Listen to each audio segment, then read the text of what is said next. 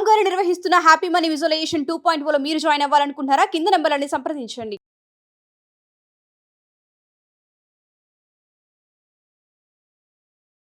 నమస్తే శశికాంత్ గారు. నమస్తే ఉషా గారు. సార్, మనం చాలా కేసులు చూస్తూ ఉంటాం.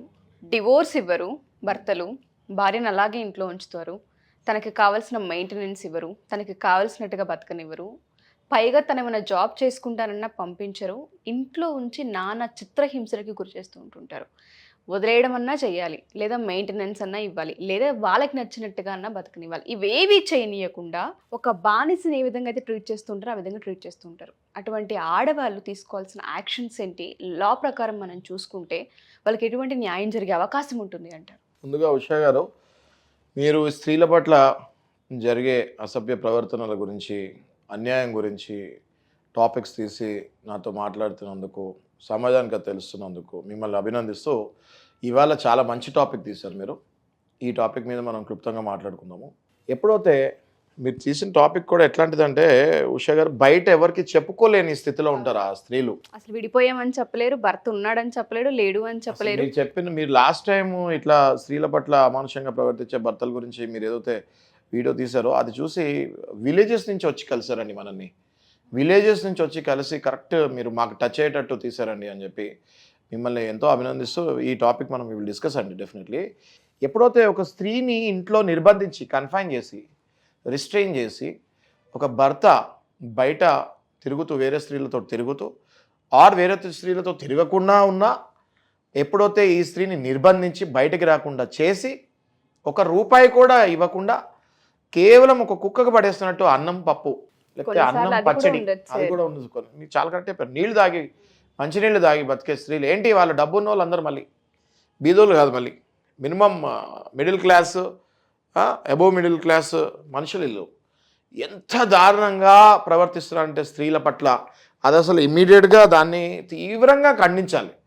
మనలాంటి రెస్పాన్సిబుల్ సిటిజన్స్ ఆఫ్ కంట్రీ ఇట్లాంటి సంఘటనని తీవ్రంగా ఖండించి దీన్ని లైమ్ లైట్లోకి తీసుకురావాలి. ఎలా సార్? అంటే ఇప్పుడు ఎవరికైనా చెప్పాలి అన్నా, భర్త ఉన్నాడు కదా, లీగల్ పరంగా మీరేం విడిపోలేదు అంటారు.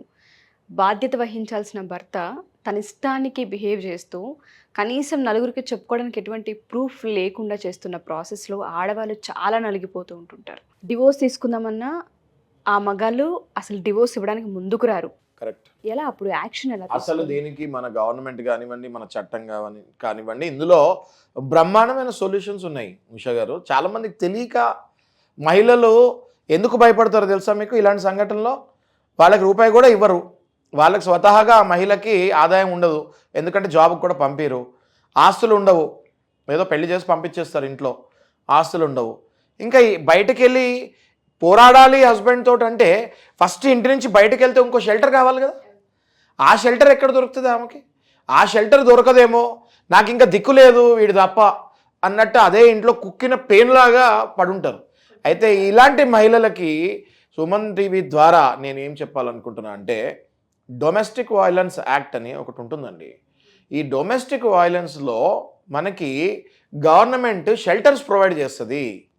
ఇమ్మీడియట్గా ఇలాంటి స్త్రీలు ఎవరైతే కంప్లీట్గా అనగదక్కి ఉంటారో, కొన్ని ఏళ్ల తరబడి భర్తల చేతిలో ఇలాంటి బాధపడే స్త్రీలను నేను రోజు చూస్తూ ఉంటాను. వీళ్ళకి షెల్టర్స్, ప్రొటెక్షన్ షెల్టర్స్ అన్నది ప్రొవైడ్ చేస్తారు మన గవర్నమెంట్. ఓకే, వెంటనే ప్రొటెక్షన్ షెల్టర్ ఇచ్చి ఆ స్త్రీకి హస్బెండ్ మీద వేసే కేసు ఖర్చులు కూడా వాళ్ళే తీసుకుంటారు. ఓకే, హస్బెండ్ మీద వేసే కేసు ఖర్చులు కూడా వాళ్ళే తీసుకొని ఫ్రీ లీగల్ ఎయిడ్ ఇస్తారు.